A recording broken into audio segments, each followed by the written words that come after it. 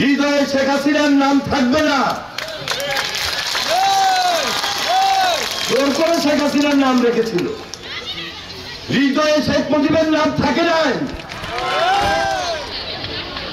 বিগত সময়ে যারা ফ্যাসিবাদী শাসনে ছিল তারা স্কুলে কে টেন্ডারের বড় কাজটা করবে, কে সেখানে ছাত্রছাত্রীদেরকে এবং গভর্নিং বোর্ডকে জিম্মি করে সেখানে অপকর্মের সঙ্গে মিলিত হবে,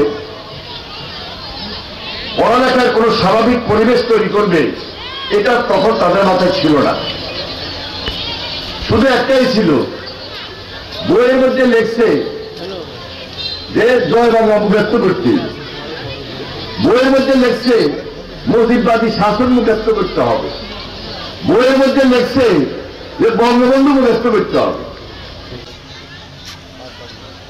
এখন এই যে ছাত্র জনতার আন্দোলনে যে ছাত্রদেরকে বানানোর জন্য এত কিছু করলে হে ছাত্ররা গেল কই?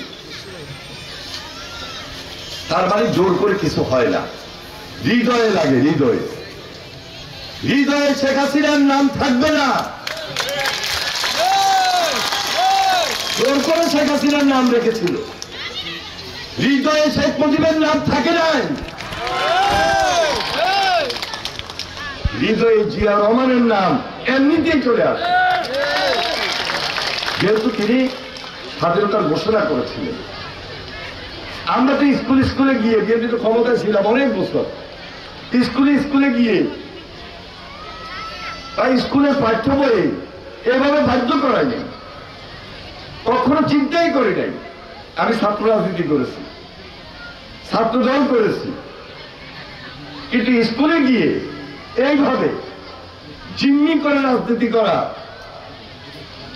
নিজের মনের বাহিরে চিন্তার বাইরে বাধ্য করা, এই জিনিসগুলো আমরা কখনো চিন্তা করি নাই।